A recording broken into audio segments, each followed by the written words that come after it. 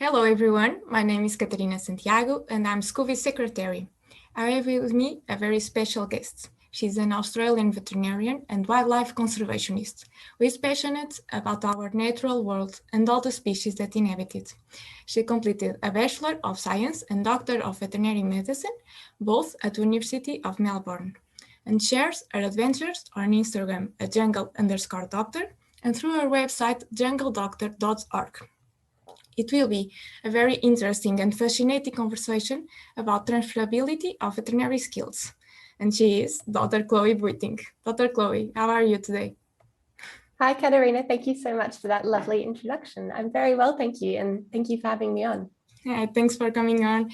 This is really exciting and I'm really glad that you were able to find the time to talk with me for a little bit. So, Dr. Chloe, why don't you introduce yourself to everyone? Yeah, sure. I'd love to. So as you said, I'm an Australian veterinarian and I'm very passionate about wildlife and conservation.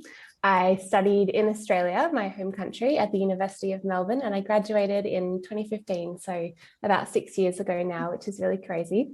I've recently, in the past year or so, undergone a bit of a transition or career change, and I do a mix of clinical and non-clinical work these days, which I really enjoy. So one part of my role is clinical, which is here where I live on Kangaroo Island, which is a little island off the southern coast of Australia.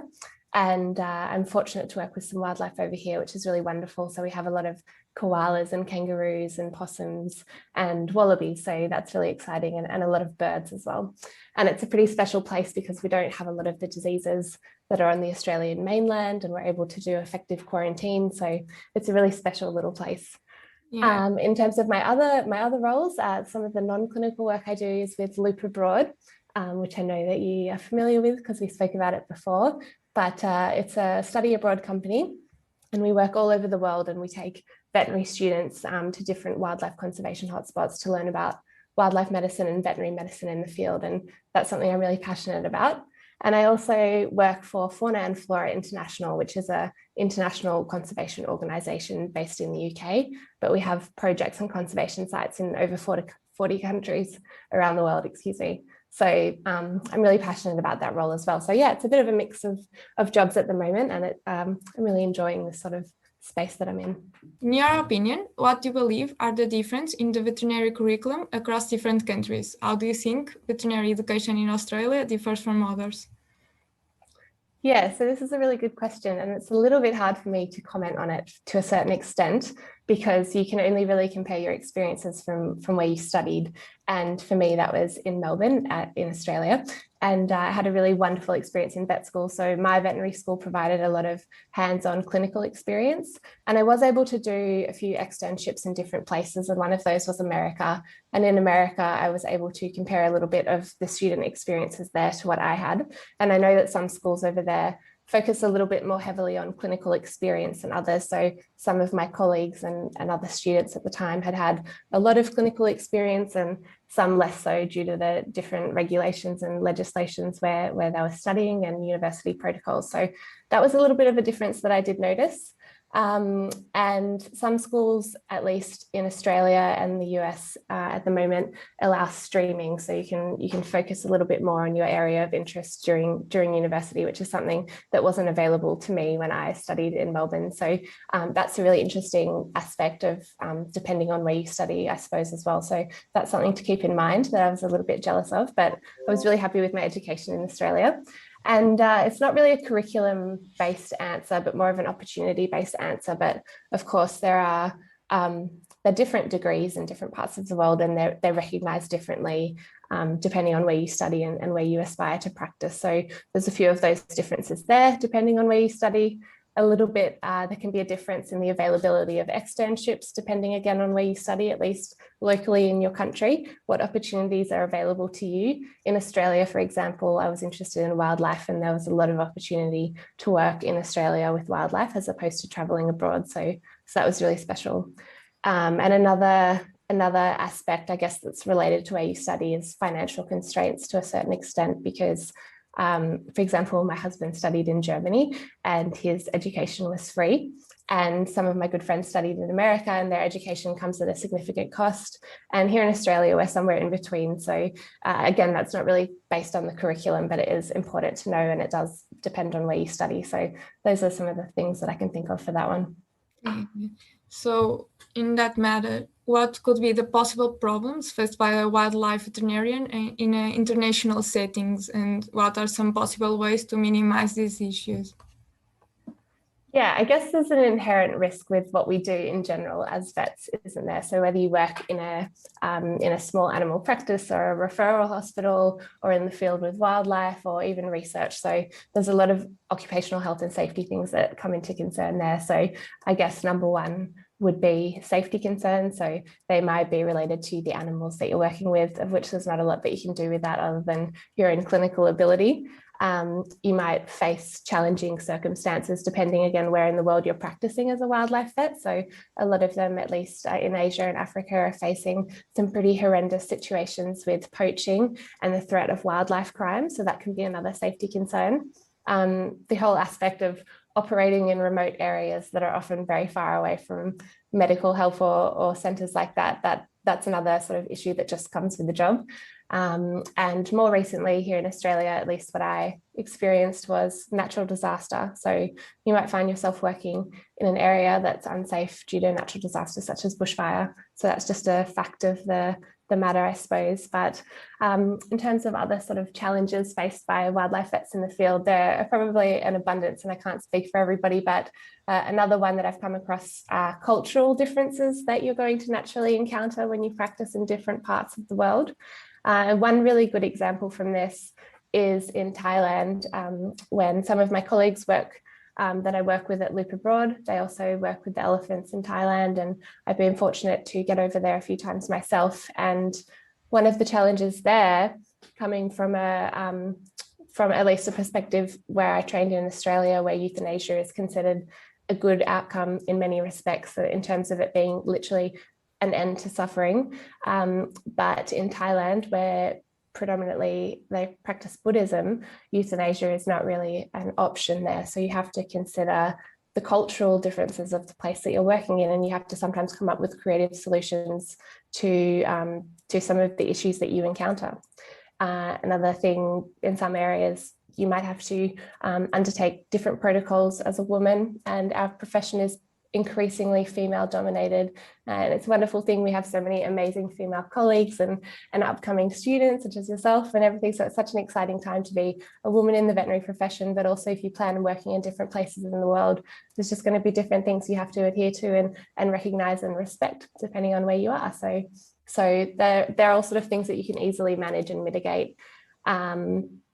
And financial, I guess, working with wildlife, no matter where in the world you are. So financial and finances are always going to be a concern. As more often than not, they don't have an owner, and who's paying for this treatment and the rehabilitation. A lot of it is donations. Sometimes it's government support, depending on where you are. Sometimes it's just public support or charity fundraising, things like that. So finances are always going to be a huge concern, or one of the biggest concerns when it comes to conservation and wildlife. And that the question as to how to manage that is probably one of the bigger questions, isn't it? So it's a really good question to which I don't really have the answer other than the combination of a lot of efforts. So do you think that the training we receive during the course is sufficient, or should we have included a specialization in the area that we would like to pursue? For example, here in Portugal, in human medicine, students have 4 years of specialization in their chosen area after the 6 years of the course. Do you think a similar system would be beneficial?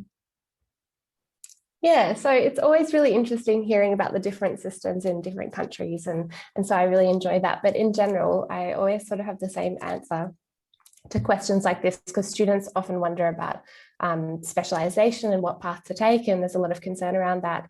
And I think it's important to remember that we receive a really good foundation in medicine, and the university provides a really broad, well-rounded, transferable degree that's applicable in a range of different disciplines. So that's really exciting for veterinarians, and I think that's something really important to remember.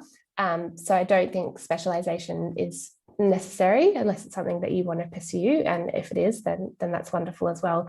But I think something that is good to do during vet school is to focus on externships. So I spoke about them a little bit before, but they really are such great opportunities to get a little insight into the area that you find you might be interested in and get a little bit of experience. And also trying to get a broad range of externships can be really beneficial because it gives you a lot of different insights into different areas of this field of ours. So yeah, that's what I think. And I also try to remind people that it is a really diverse profession that does offer you a range of transferable skills. So it might be a matter of making your own career the career that you want. So in my case, to use my example, how I said before that it's a mix of clinical and non-clinical roles. So it really is anything that you want to make of it. And I think that the university gives you a really good foundation to do that. And if you choose to specialize on top of it, then that's wonderful. But if you don't, you really have everything that you need to pursue so many different avenues.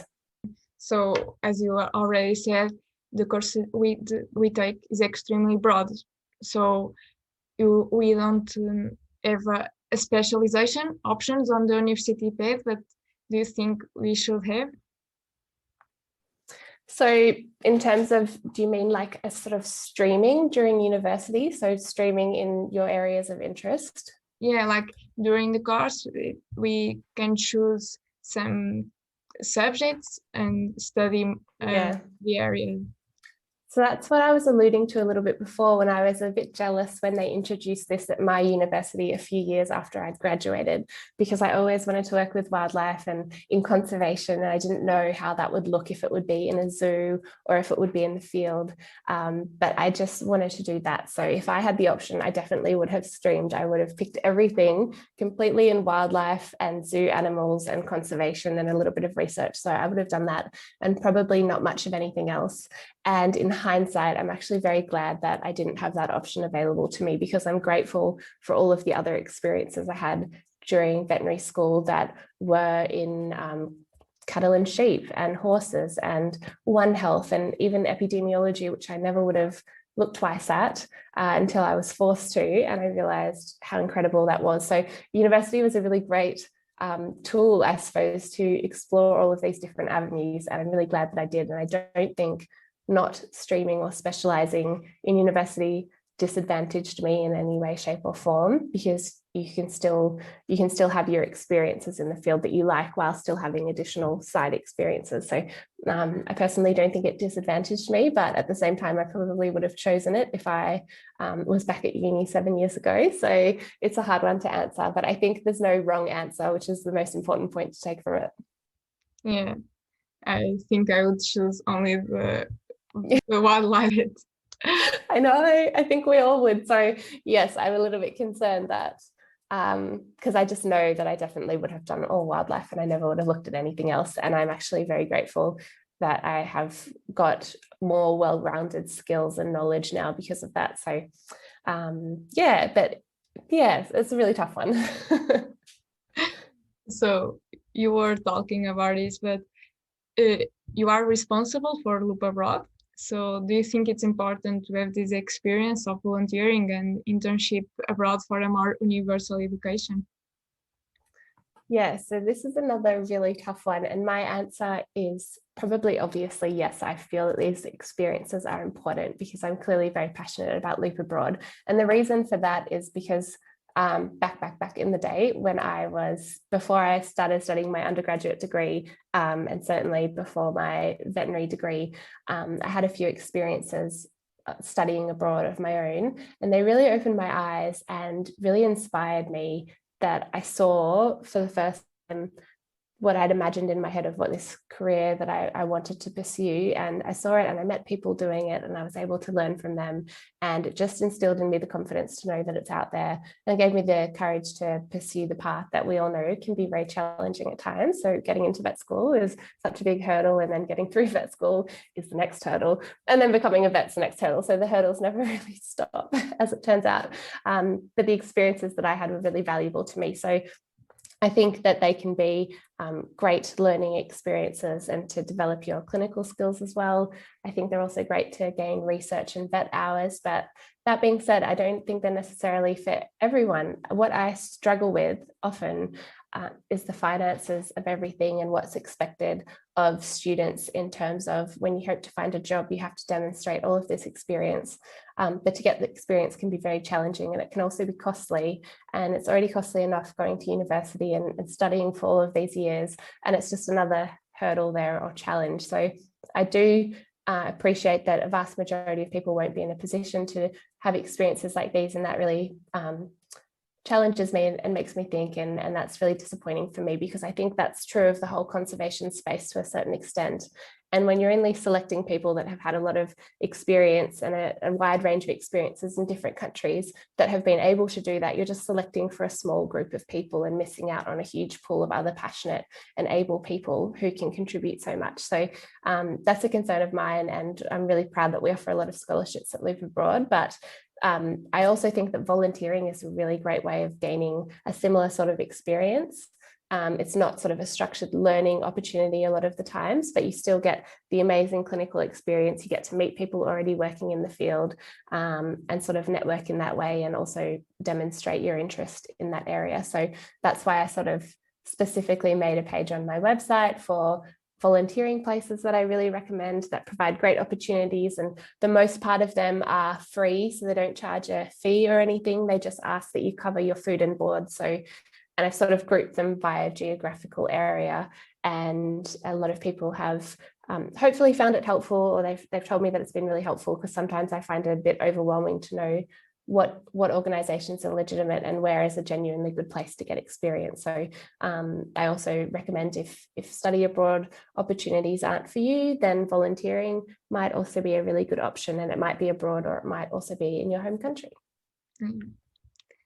So we went to investigate a little and found that for international veterinarians to legally practice in Australia, they must pass the Australasian veterinary examination. What do you think about it? Yeah, so some countries have entrance exams and requirements and licensing requirements, and some countries don't. And some countries have their own rules entirely, like Thailand's got a bit of a different system going on. And Australia is somewhere in between. So we have our own national veterinary exam, and you're exempt from taking it if you've studied in certain parts of the world, and other people aren't exempt from taking it.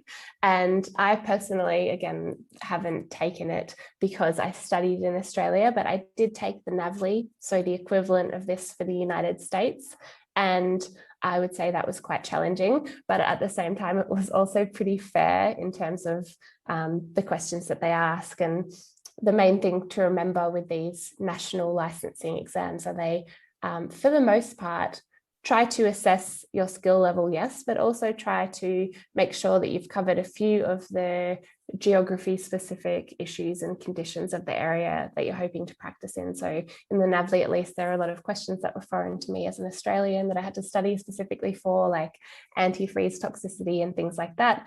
And in Australia, in our veterinary exam, we have a few geographical specific questions as well, such as Hendra virus, which is prevalent in the area. So I think that the exams are important. I think that it's a pretty big hurdle and a bit of a challenge. So that's difficult. And the exam itself does take about a year to complete. So you sit the first part of it in April or something, which is a written one, and then you sit a clinical one for something like a week in Queensland in maybe something like November. So, and it has a huge cost associated with it as well. And my husband from Germany, he studied veterinary medicine in Hanover, and his degree is not recognised here in Australia. So he is in a similar boat, and he looked into doing the exam, and we decided to go a different direction anyway. In terms of when we practice, it's mainly overseas anyway. So he didn't pursue that, but it's an unfortunate reality of practicing here in Australia, and that is a little bit of a challenge, but it's important to recognize that it is doable.